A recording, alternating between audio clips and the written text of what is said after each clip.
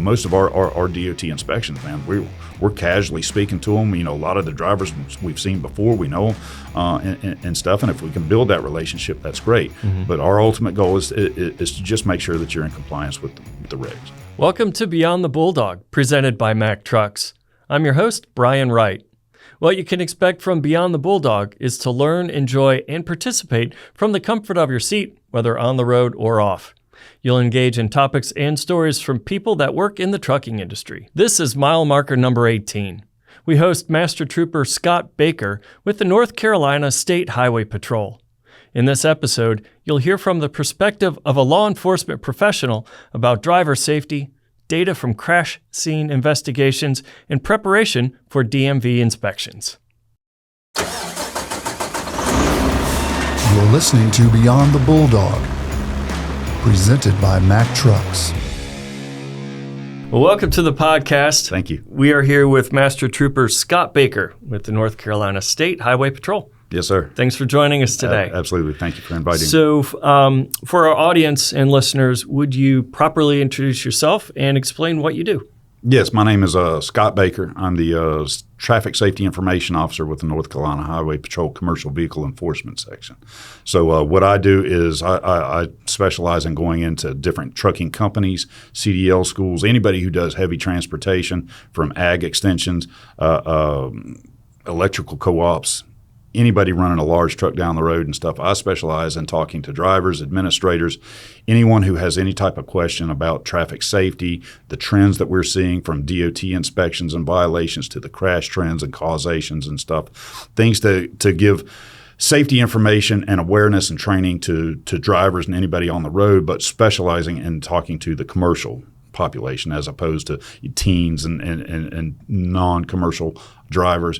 That is my job. I was a commercial vehicle enforcement inspector for about the last 13 years of my career, and so I have a lot of experience with the DOT inspections. But in the last 4 years and stuff, I'm in the sunset of my career, and so I get to go around to anybody who wants it, and I stay fairly booked up. But man, just getting this safety information, just kind of being the 411 person, trying to relate to drivers and to administrators and saying, look, here's what's going on with what we're seeing on the road. Here's what's kind of going on with your company. We can get it company specific. Look at your DOT number and your inspections and stuff. But man, I love talking to drivers. I love the commercial transportation industry and getting out here and man, ultimately with the same goal as the Highway Patrol and the same goal as anybody running. Man, we want you to get from point A to point B safely in the same condition that you left. That's how we want you to arrive. And if I can help you do that by understanding, what we are seeing out there, traffic-wise, inspection-wise, violation-wise, mechanical-wise, right? I try to stay up to date on the trends both in the industry and then on our side, from our headquarters. What kind of violations are they seeing? They send us the stats and the information. That I'm the information person when it comes to that. Oh, that's perfect, because obviously we're all familiar with the blue lights. That's right. On the enforcement side, Yes. and you get a negative connotation or negative perception because of it. But really, at the end of the day, it's about safety, education, and we get to talk a little bit about that today. Yes, sir, absolutely. Yeah. So have you always wanted to be in law enforcement? No. I started off in college, went to the Air Force Academy for a couple of years because my goal growing up was to be a fighter pilot. But I went and made it to the Air Force Academy, but I flunked out after my second year. It just wasn't very disciplined academically and stuff. So I finished up my degree at the University of Tennessee. After that, just kind of readjusted my life. I got involved with the criminal justice program through the sociology division back then. We're talking late, mid-90s, Peyton Manning era. Did a ride-along with the Knoxville Police Department as part of an internship, and man, it was like an episode of Cops, and that got me addicted.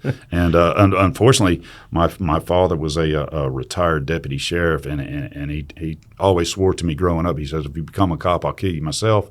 And so, but I just we had to work our way through that. When I told him this is what I was doing, and so once I graduated, I moved here to North Carolina.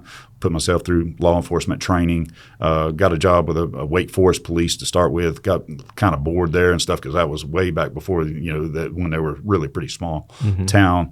Ended up working for the city of Durham for 9 years, and then got all I wanted out of that, and then transferred over to the North Carolina Highway Patrol in 2007. And so did I always want to do it? No, but I found a passion in it, and made a career of it. And looking back now, no regrets on that. So. I wanted to be in the Air Force Academy too. Did you really? In fact, I had no idea, but wrote the congressman and that whole thing. And my letter was in the files. One of my high school friends did an internship up there. Yes, sir. And I missed the opportunity to fulfill that. Oh. So I failed before I even applied. Right. But that, just like you're talking about, what a dream that would have been. Yes, sir. It was a great experience, even in our failures and stuff, man, we find the highlights of our lives and stuff like that. And I wouldn't trade that experience for anything, but it led me to where I was, and something I'll always remember. But, sure. So when you started your career in law enforcement over at Wake Forest, what were your responsibilities there? Oh, just patrol officer back then and stuff. And of course, Wake Forest was much smaller then than it is now and stuff. When you're talking 1997, that was before the acquisition and development of Wakefield and most everything. So just a patrol officer there for the year and a half that I was there, and didn't even realize that I was bound for excitement. Except my beat partner, and my best friend at the time and stuff. He just came to me one day. He said, "Look, man, Durham's hiring, paying a little bit more," and he said, "Listen, they got lots going on, right?" And and of course, I was in my mid-20s, and stuff like that. I was like, "Sure, let's do it." And so we transferred over there and had a great time. Ended up working quite a while together in the Northern District of Durham. He was rear-ended by a drunk driver, and that ended his career and stuff. And so I continued for a few years after that, and then came to the Highway Patrol. So what was different between working at Durham and then being part of the Highway Patrol? The city of Durham is very, very busy. Even back then in the 2000s and stuff. Man, the operation between a police agency versus the North Carolina Highway Patrol is two very different animals. When you're answering 911 calls of all types as a police officer and stuff, and you're going to the domestics, you're responding to the robberies and the car break-ins, and as well as handling the wrecks inside the city. And whereas the Highway Patrol, man, you're scattered. You're out in the county. You're kind of the lone wolf, so to speak, and you might have somebody working in the area, but it's a completely different dynamic. Durham was very busy, and I assume it's still very busy. Where there are calls usually waiting on you and stuff. By the time you get in your car, and there's probably calls pending and stuff when you leave for the next guy to start handling and stuff like that. The Highway Patrol was a little bit different. Like I say, you go out there and you're able to work on your own, do that traffic law enforcement, go out there, whatever roads and stuff that you're working. Plus, you're responding to your crashes, but a bit more autonomy with what it is you do throughout your day. So with your current role, do you cover the entire state of North Carolina? Well, I stay focused more towards the central part. I have gone. I routinely go across the vast majority of the state and stuff. If it's hard for me to schedule stuff in the mountains and stuff, when it comes to scheduling, because that might require a hotel stay or anything, we try to avoid that. But if I can get to you by lunchtime and stuff, then we can usually handle business. And I go to the coast routinely wherever I need to. I'm not the only safety information officer with a patrol, but not every troop has somebody really consistent. So a lot of times the companies, they may want a more consistent message and stuff where they see what I have presented to them here in Raleigh or Durham or wherever, and they're like, hey, we have a terminal in Greensboro, we have a terminal in Wilmington, can you come do the exact same thing there and stuff? And I have been very fortunate that the administration has allowed me to just kind of say, yes, I'll be where I need to be when I need to be there. So. And you do some education with community colleges. So what kind of conversations do you have in curriculum, I guess, do you offer in those formats? Well, as far as the CDL programs, when I go into community college, I'm dealing specifically with the CDL programs, right? You know, where these people are coming in to get their Class A's or their Class B's. It's not a mandated part of their curriculum. It just happens to be something that we started years ago and stuff, especially back with North Carolina truck driver training down there in Johnston community. And it branched out. My predecessor and stuff, he had about 3 or 4 CDL schools in the area that he did. When I took over his position, I kind of expanded the program. I started tweaking it, and what started out used to be an hour and a half, 2 hours is now a 4-hour block of very comprehensive information that I give to these CDL schools. Everything from DOT inspections, crash trends, Operation Lifesaver, truckers against trafficking, the treads, distracted driving. Right, I try to roll all that up and give them as much as I possibly can and inject that into their training. Like I say, it's not a mandated part of their curriculum, but by doing that in the schools that I started, you know, a lot of these instructors and these examiners are like, hey, not only do I work here at this school, but I also work at this one. Can you come say this exact same thing and do this to this school over here? And then it has branched out, like I say, to where I'm going as far west at times as Caldwell, you know, east of the coast. I can't necessarily do everybody that wants it, but I try, right? You know, if you call me and get me on the schedule, and I do have, you know, at the beginning of the year, we can put you out on the calendar. I live by one of those at-a-glance paper calendars, right? And if you call me and say, hey, can you be on this place, this date or whatever, let me look at my calendar, and we'll open it up. We'll if I can fit you in, or if I can adjust it, man, we'll be there. Well, just like everything on the road, it's about courtesy, right? Yes, sir, it's absolutely. working with other drivers, law enforcement. So if you're going to be driving a dump truck or a tractor trailer, you know, having that information up front is going to help you out. Yes, and knowing again, you know, I'm trying to alleviate the anxiety and stuff that they might get for their first DOT inspection. I want every driver not only to be prepared, but I want them to excel, right? Our goal is to be able to stop you on any specific occasion for a DOT inspection, and you to come out the backside of it with a good inspection, right? No violations. That's ultimately what every carrier and every driver wants, and that's what we want. You know, I mean, if there's a problem, we'll address it, right? And if it needs to be out of service, if you need to fix it, we'll address it. But ultimately, our goal is to be able to document, hey, you were doing everything right on this day, right? And so if I can go into a CDL school and say, guys, these are our top violations, right? This is what we're looking for. This is what we're finding. This is what you need to be doing on a daily basis to prevent this type of stuff, right? Eliminate these types of behaviors, inject this stuff into your daily routine, then that puts you in a better position and stuff that if you get stopped, right, not only are you going to be a better driver and a safer driver when you're not being stopped for a DOT inspection, but if you do get stopped, hey, we're minimizing those violations. Yeah. Today, we highlight Road Dog Coffee Company and their premium coffee for the highway hero within. Your first order comes with a 20% discount.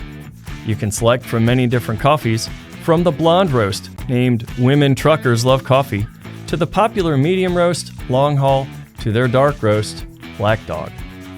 Road Dog Coffee Company offers its coffee to anyone who supports and loves our highway heroes. Road Dog Coffee is focused on its mission of supporting the men and women of transportation who work hard, day in and day out, because they love what they do and we love them. Your initial order receives a 20% discount.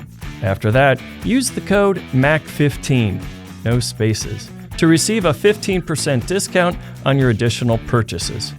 That's MACK15. Visit RoadDogCoffee.com today and get on the road. We are here with Master Trooper Scott Baker with the North Carolina State Highway Patrol, and we're talking about commercial vehicle inspections. You do some of that training with those getting their CDL license for the first time. That's correct. But let's talk about the process. You know, what position does a trucker get into when they have that first inspection? Well, they need to understand, and I hope that we can get them to understand, man, DOT inspections, especially for new drivers, right? Old drivers, they've been through them and stuff, but new drivers need to understand, man, when those blue lights come on, it's not necessarily an adversarial interaction that we're about to have, right? It's not that law enforcement officer violator type stop and stuff, man. We're doing, it's a business contact, right? We're stopping you for a compliance check.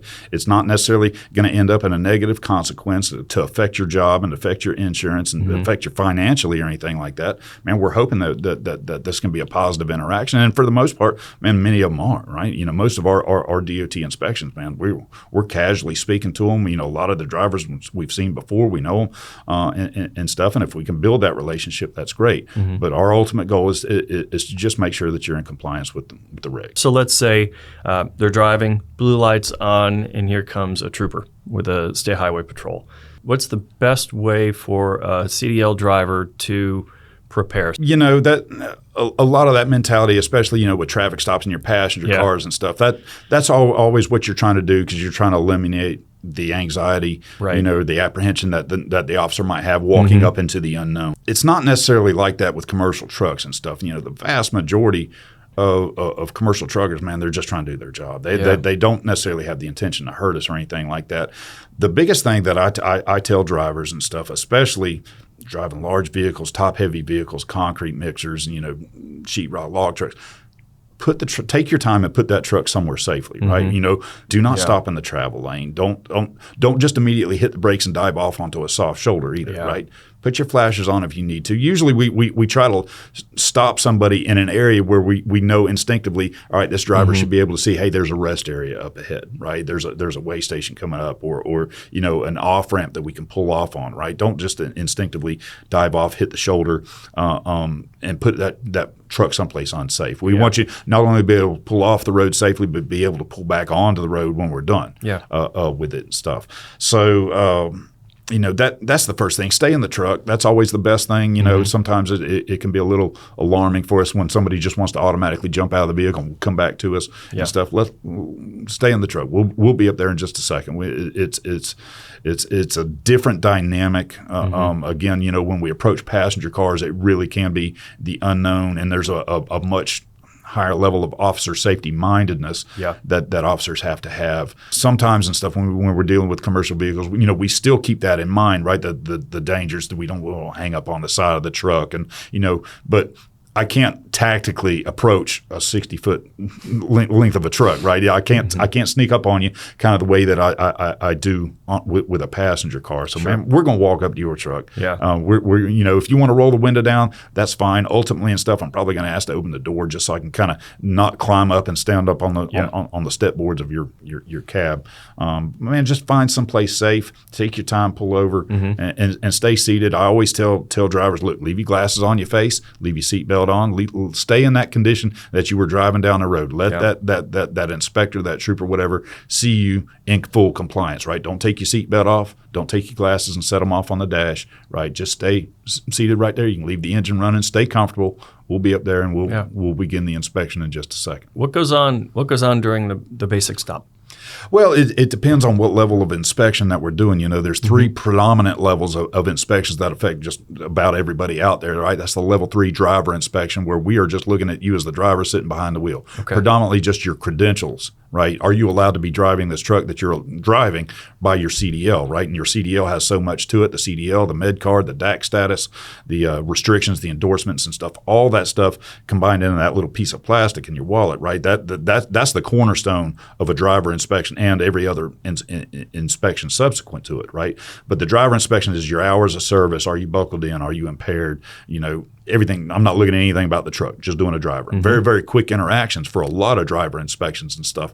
If we need to transfer your logs, we'll do that, right? But if I want to look at anything about the truck, I'm going to have to bump it up to a level 2. That's a walk-around inspection, and that's exactly what it sounds like, right? I'm going to walk around. What can I see on this truck as I walk around it, right? The general maintenance of it, the appearance, anything broken on it, leaking off of it, headlights, tires, wheels, hubs, load securement, you know, just the visible aspect that I can see as I walk around that truck, right? Then the level 1 inspection, that's the really intensive top to bottom, front to back, underneath it, steering, suspension, open the hoods, right? That's going to be either at a way station, rest area, parking lot, somewhere. We're going to have to get you off the road. I can't effectively do a proper level 1 probably on the shoulder of I-95, because at some point I'm probably going to have to get up underneath the vehicle, right? That's going to be off the road. Those can be more time intensive when it comes to you know, how long we're going to be there. You know, a tractor trailer with 10 air brakes and push rods for us to measure and stuff might take 30, 45 minutes or whatever for a trooper, as opposed to a 5 or 10 minute driver inspection. What triggers that inspection, whether it's class 1, 2, or 3? Can it start with driver and then all of a sudden, you notice there's something with a tractor or trailer? Or, yes. Or how does that work? It certainly can. We might have in our mind, hey, I'm just going to stop and just check this driver out, right? I'm just going to do a driver inspection. But as I'm walking up that truck, I see a tire that's bald. Mm-hmm. I see something physically wrong with the truck. Well, I can't document that. It's something that needs to be addressed, but I can't document that on a driver inspection. So I'm going to say, hey, let's just go ahead and do a walk around. We'll bump it up to whatever, and vice versa. Maybe I stop you for a level 1 inspection, right? I'm like, man, I want to inspect your brakes, right? But you show me, I just had a level 1 inspection last week. I did just fine with it. I may or may not have one of the decals on there, but I just passed a level 1 inspection. Then I can say, okay, I don't necessarily need to do that. You just passed one. You have a decal. We'll just call it a driver inspection. I'll check your credentials, send you on your way. Right. So what are the things that trucking companies can do to be best prepared for one of these inspections? To minimize the truck violations is always best. Number 1, routine preventative maintenance for the company, right? You want to make sure that your trucks are properly serviced on a decent schedule, because that's where your mechanics are going to get up under there and check the things that the drivers don't normally check, right? Your brakes, your airlines, things like the steering and suspension components that the driver may or may not. But it is truly one of the most important things on a daily basis. That driver needs to have consistent discipline pre-trip inspections, right? I'm talking something that's not a 2-minute walk around, not a just look down the side of it, make sure you're upright and you don't have any tires on the ground, but a consistent discipline pre-trip, even when you don't feel like doing pre-trips and the weather's nasty and stuff, but making sure that truck is as violation-free as possible before you ever get out on the road. That is one of the biggest keys to your success going through a DOT inspection. Find those violations before we do, right? Before they, number 1, before they become a safety issue, right? But number 2, you're right, before they become something that's just going to dirty up an inspection, right? Even if it's just something so small as a clearance light out, a loose lug nut or something like that, right? Something you should have found during a decent pre-trip. And you start shortcutting your pre-trips and stuff, you open yourself up to us finding something that you missed. Driver logs and planning the trips. You're talking about being in Durham, and there's the can opener. Oh, yes, that's right. 11foot8.com, right? That's right. Yes, sir. That's right. So for those listening, it's a low bridge, and it kind of goes downhill, then back up. And it's pretty famous in this area for infractions where vehicles are just too high. That's a low bridge. But what should a driver do to prepare for their trips? Clearly, if they need to know the height of their truck and plan accordingly, but it also means hours of service and stuff like that. What are some of the tips that you would recommend so that if you're checking out their logs, everything's good? Proper planning and stuff, whether or not you're using any type of software like a Waze app or Google Maps or something like that, you need to know your routes. Need to look ahead and see, are there any low clearance bridges? Anything like that. There is trucking software and apps and things that some companies and stuff can incorporate into their ELDs or whatever, their GPS systems that they have in there. Be familiar somewhat with your route, so you're just not so dead focused on staring at that GPS and taking your eyes off the road. But you want to manage your time and stuff. Of course, there are exemptions for adverse conditions. You can't always foresee things like traffic crashes and strange weather occurrences and stuff like that. So the ability for companies to do that, that is proper planning on both the company and the driver part, right? And of course, it's ultimately the driver's responsibility. Make sure you're getting enough rest. Make sure you're finding a spot. Man, it can be such a challenge. I hear questions all the time from drivers. Look, man, I get to this place, I'm trying to load. And I need to stay here or whatever, but they won't let me stay in one location. I have to drive. How does this affect my logs? And man, it gets beyond even our purview of it. And when it comes to your hours of service, I can't really tell you how to manage your time. I can really only tell you, hey, when you don't mess up your time, because then we have to apply the hours of service violations and stuff. So it's going to be up to you. What resources do you have for that? I don't know. Seek with your company. If you're an owner or operator, man, talk to some other drivers. But, man, it takes some planning, right? You can't just load up and head out on the road and say, I'll drive till I get to 10 and a half hours or whatever and find some place to stop, because you might not. Right? And parking's an issue too. You run into, let's say, a traffic scenario, you're running out of time. Let's say the truck stop is full, and you don't want to be in over your hours of service, but you need a place to stop, and there might not be any place. Right.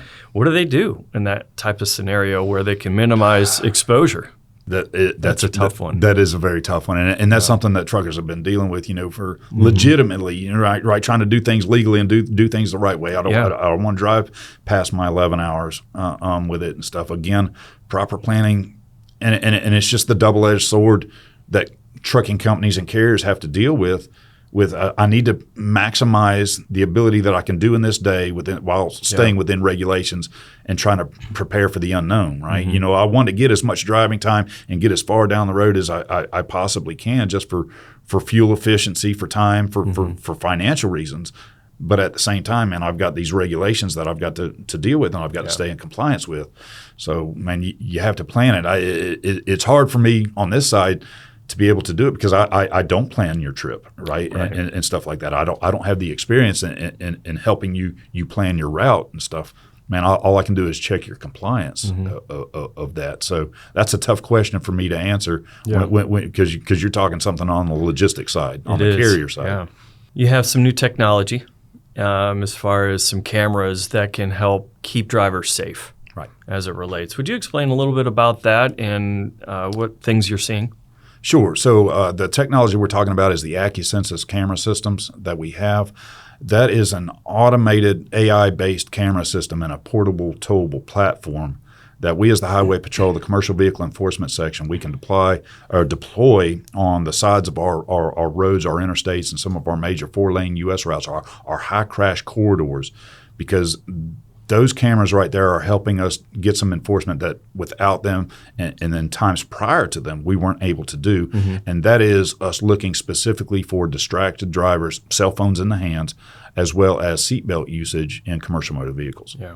So these camera systems and stuff, you may see them, you may even drive past it and you're like, was that a camera system that I just passed, or was it a piece of construction? Because again, it's about the size of a portable towable generator and it's painted construction road orange, but at the same time, it's got a couple of big arms out the top of it with some camera systems, and you're like, was that a camera system I just passed? Yes, it probably was. With that, and so the AccuSensus system is something that is allowing us to proactively enforce cell phones in the hands of commercial drivers as well as the seatbelt usage, because again, those two factors right there, when it comes to fatalities, with our goal of reducing fatalities, what is killing people on our roads, especially in commercial motor vehicles, number one, cell phones and distracted driving is a huge causation of the vast majority of our crashes out there. When you look at our crash stats, why are we being involved? Why are we having so many rear-end slower stop crashes, hitting people from behind? Why aren't we staying in our lanes? Why are we drifting over our double yellow lines, right?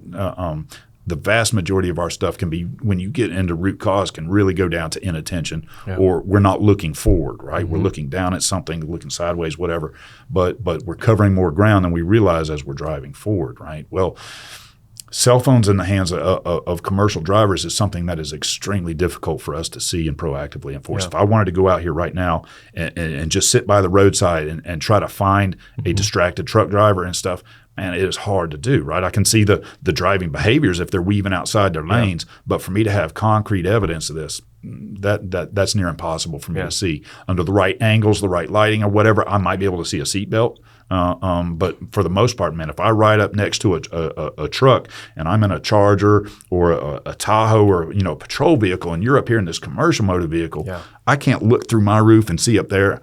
Again, very, very limited perspective. But what these cameras do is they look down into the vehicles as you drive past them. It's AI-based. It's automated running. This isn't a red light camera system where you're just going to get a ticket in the mail or anything. Some of these states and agencies are using AI-based camera systems for whatever, whether it be speeding, cell phone, seatbelts, anything like that. We are specifically targeting this for the spot real-time enforcement. So we work this as a crew. It's an overtime project. You will have a supervisor as the operator for this camera when it is running. He is sitting somewhere in the shadows, just running the software and looking at the images that's being created and the alerts that the system is bringing in. And so as a truck goes by, in violation, the camera system will be able to look down into that windshield, low light, no light, infrared type technologies, to be able to cut through that glare, see if that driver's wearing a seatbelt, see if they have a cell phone in their hand. As it goes by, if it detects a violation or what it thinks is a violation, it will send the alert and a series of images to the supervisor, and it'll pop up there. And his job is to screen it, to look and say, yes, that's a violation, or no, I don't see it. I don't see what it thinks it's seeing, or whatever. We'll let that one go. But if there is a violation, send those images immediately to the troopers who are sitting downstream, and they're like, all right, now I'm looking for this white Freightliner that's going down the road with this white male driver and a mustache, and there he goes, right? And he had a picture taken of him with a cell phone in his hand, and so we're going to stop him. Hey, man, look, we're doing a DOT inspection on you because you passed a camera back there and you had that cell phone in your hand, and oh no, that wasn't my cell phone. That was my coffee cup here, and no, it wasn't, right? Here's a picture. Yeah. Right? So. I do a lot of instruction for teen driving safety. Those that have license, but their parents are very concerned about safety on the roads. Distracted driving is always number one. Cell phones. Yes. Teens are literally connected to those devices 24/7, and you can see it on the roads. You're at a stoplight, light turns green. Car up front doesn't move because they're not paying attention. Right. And one of the things that we talk about is even when you're stopped, you have to be driving an alert because there might be a scenario where you need to act, even if it's as simple as a stoplight. That's right. Of course, that transcends to the commercial vehicles too. Right. And these cameras you're putting in place are for safety. God forbid someone gets distracted and causes a crash. That's right. But even on the other side of it, if they're involved in a crash, their fault or not, having that seatbelt's critical. Absolutely. And we're talking about safety and lives and, much more than just going from A to B safely in that same condition. Yes, sir. Yeah. When we look at commercial vehicle stats for seatbelt usage and stuff, we have our 23 stats. I don't think the 24 stats have been sent out yet. But in 2023, almost 700 drivers, commercial drivers, truck drivers, died that year. Were killed in crashes, and 69%, over 69%, almost 70% were not wearing their seatbelts. Now that doesn't necessarily mean that the seatbelt or the lack of seatbelt usage was the reason, but man, that's a heck of a stat, right? Yeah. Right there. And currently, right now, seatbelt violations are the number 2 driver violations that we're finding in North Carolina, partially due to the AccuSensus system. But man, what that tells us, man, there's a lot of drivers out there, commercial and non-commercial, who just don't wear their seatbelts routinely. And we've been harping click it or ticket, for decades as well. But your seatbelt usage is one of the biggest factors of your survivability when something goes wrong, right? And your best bet, should this vehicle be involved in an accident, some sort of hard braking, rotation, rollover, man, stay in that vehicle, take that ride, whatever it is. But instead of flying around, bouncing around, it is just and for whatever reason, man, truck drivers, man, they're not very adherent to it either, right? Whether or not it's just a long distance comfort thing or just that feeling of invincibility. Man, I'm in this big truck right here, and physics doesn't apply to me, right? And man, I've just got tons of videos where, man, physics applies to you in that in that Mack truck just as much as it does, in a Mazda. Yeah, it's amazing to me because when I was taught to drive, with my folks, it was always seatbelt. And this was in the early days where, it was getting to be more normal on the roads. And without a seatbelt, for me, I feel weird. Yes, sir. You know what I mean? Right. I even do some on-track driving. So you got a 5 or 6 point harness and you're strapped in so tight. Right. And even going from that to a 3-point harness in the car, I feel like I'm not wearing it because I'm moving around a little bit. But it amazes me that you're seeing a lot of people, commercial and non-commercial drivers, without a seatbelt. And we write thousands of tickets every single week as the highway patrol. And that's not even including what the police officers and deputy sheriffs and other law enforcement across the state are doing. But man, as much as we want to harp about it, man, people just habitually don't wear them. And man, that is hard behavior to correct and stuff. And unfortunately, there's no correcting it sometimes all the way to the end when it causes a fatality, right? And man, how tragic that is, that you should be here walking around today, and you would be if you weren't wearing, if you were wearing your seat. The 3-point harness is credited for saving lives for decades. That's right. It's an easy tool to use. It is. Did you know? We have a truck show alert for you. Guilty by Association Truck Show and Jamboree is September 25th through 27th, 2025 in Joplin, Missouri. Guilty by Association Truck Show is celebrating its 14th anniversary and is anticipating over 700 trucks and 15,000 people. In addition to the truck show, this event also features a demolition derby, big rig burnouts, trucker games, truck and tractor pulls, and charity raffles and auctions. Of note is the world's longest convoy, which raised over $120,000 for the Special Olympics in 2023. There will be bands, food vendors, and many things to do with your families. This year's event is capped off by Colin Ray on September 27th. For more information, visit 4statetrucks.com or click the link in the description below. This has been Did You Know? We are here with Master Trooper Scott Baker, North Carolina State Highway Patrol.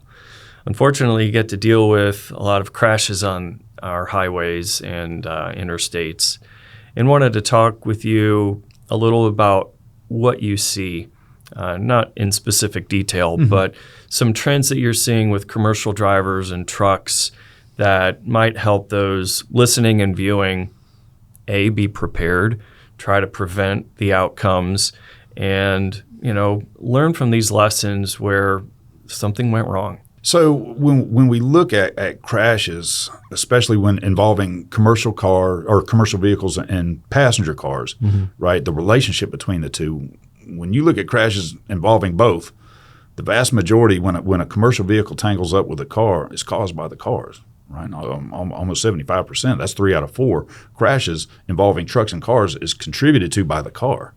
That kind of goes antithetical to what most folks, the general public, and sometimes the media, the social media, the opinions and the attitudes towards truckers, man, they're the boogeyman of the road, right? They're the big scary things on the road, and therefore they must be the cause of all this carnage and stuff that we see out there.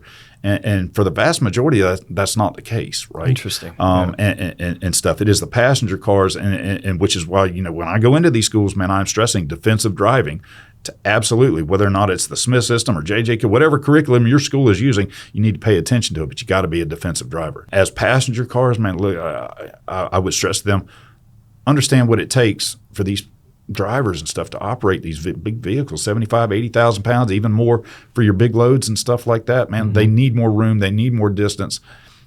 And it's a hard thing for us as a society to try to embed or train patience, right? Because to your average passenger car and stuff, they see a truck driver, they're going around the speed limit, and all they want to do is move around it, right? I want to get past this truck. I don't want to be stuck behind it. It's the big slow thing in the road, and it's an inconvenience. It's holding me up, right?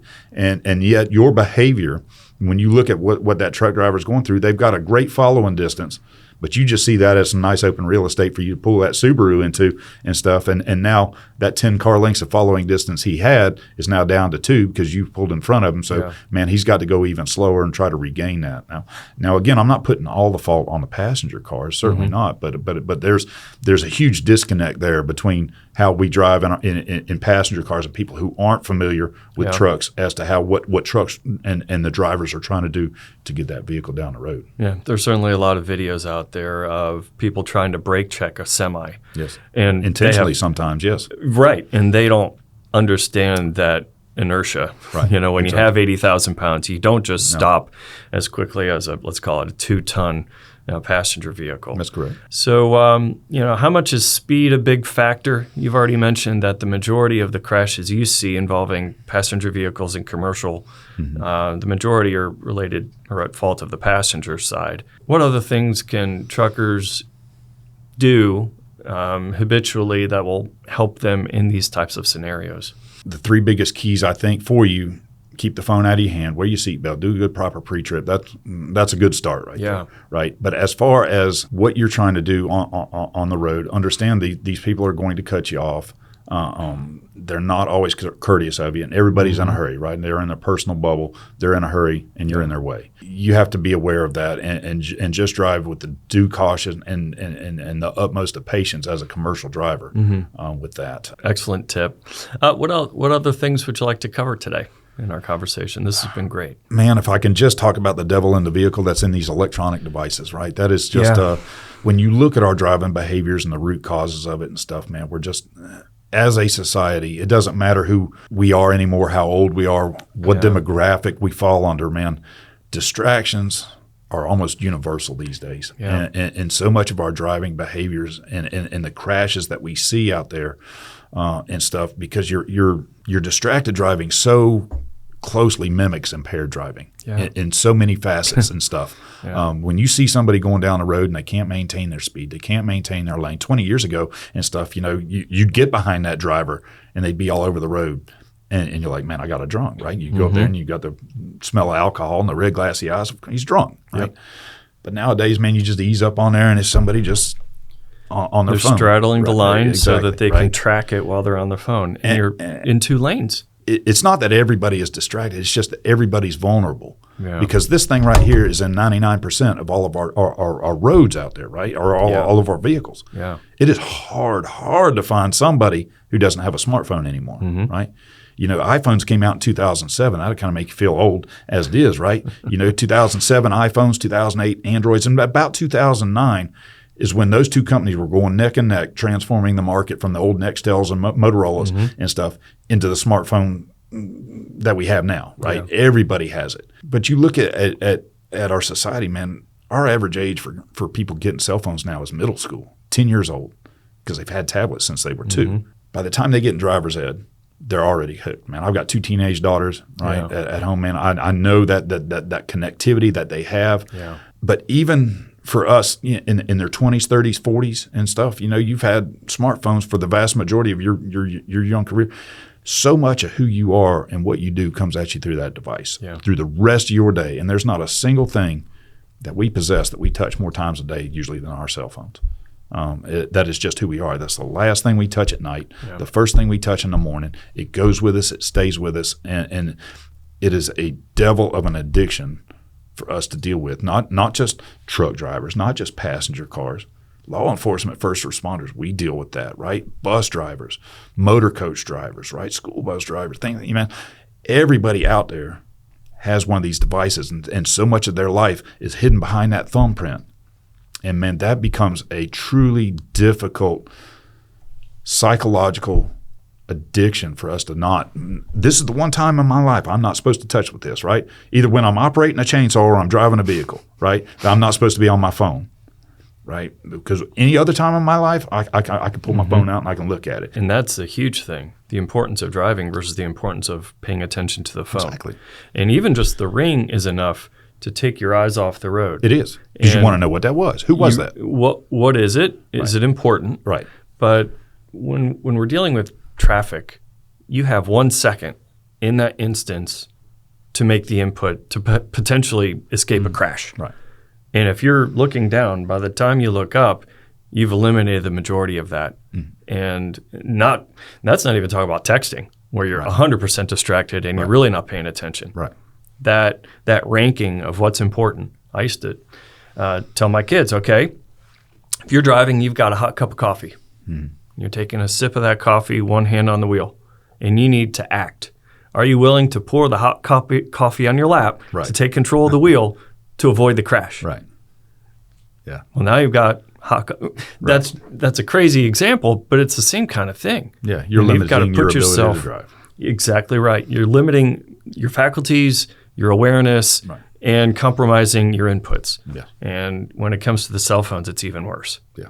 Just because they're so much a part of our lives in every other aspect. Yeah. And so it's a devil. That is one of the most requested topics when I go into companies. What do you want me to talk about when I talk? Man, can you just talk about cell phone? Even companies that have the AI-based camera systems watching their drivers, right? It's modifying their behavior some. It's limiting it some. But, man, that vulnerability is there. Yeah. And stuff. That is a hard thing for us to overcome. This has been terrific. Yes, sir. And I appreciate you coming here and talking about safety, and hope all goes well with you and your safety, too, on the highways. Thank you. Thank you very much. Thank you for tuning in to Beyond the Bulldog with Master Trooper Scott Baker with the North Carolina State Highway Patrol. We strive to provide the stories and content that keep you entertained. Let us know what you think about this week's podcast and share ideas about what you want to hear. Please leave your suggestions in the comments section below. Thanks for listening. Don't forget to like and subscribe and make sure to follow the Bulldog.